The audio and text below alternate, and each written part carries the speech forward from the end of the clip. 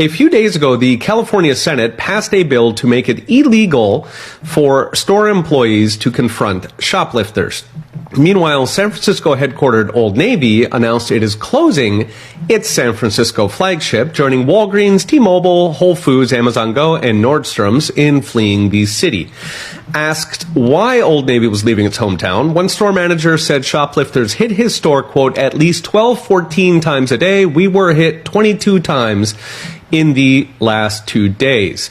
At this point, stores in downtown San Francisco are just waiting until their lease is up and then they are gone, which sucks if you're a chain store. It really sucks if you're a mom and pop with your life savings at stake.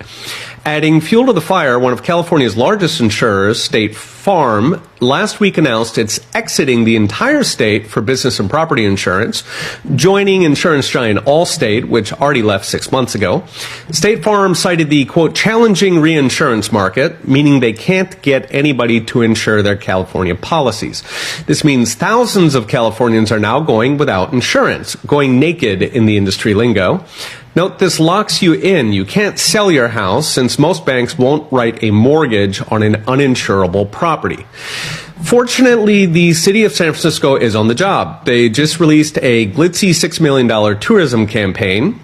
Literally the next day, the two biggest hotels in the city went bust, citing, quote, street conditions, almost as if they didn't think the tourism campaign would do anything. Beyond hotels, the newspaper Guardian recently wrote about, quote, empty skyscrapers in San Francisco, while the main commercial drag, Market Street, is festooned with for sale or lease signs. San Fran's office vacancy rate has now hit 31%. Pre-pandemic, it was 4%. A recent study from Berkeley found cell phone traffic is actually down 70% since pre-pandemic. Note that downtown accounts for 75% of the city's tax base, almost half of sales tax, and 95% of business tax revenue. So if downtown becomes a ghost town, San Francisco runs out of money.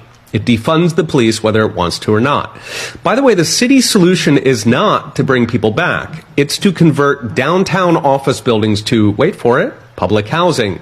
Over 11,000 units, according to one plan, which should do wonders for bringing back that downtown tax base.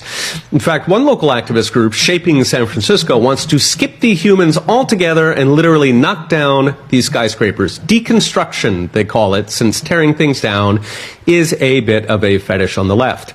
A 2021 paper by a trio of business professors predicted a post-COVID urban doom loop for U.S. cities as businesses leave, driving more crime on empty streets and less tax revenue to hire police to deal with it. It turns out cities didn't have to wait for the doom loop. They're making it themselves. On the bright side, urban voters who keep electing these clowns are the first ones to feel the pain.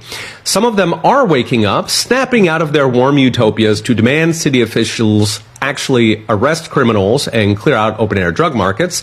Sadly, they are not waking up fast enough, going by recent elections in Chicago and New York. So expect more dying cities, more failed businesses, more property crashes, bankrupt hotels, and if they keep going, more deconstructed cities. Okay, we'll be watching. See you next time. 来抖音极速版看视频领现金。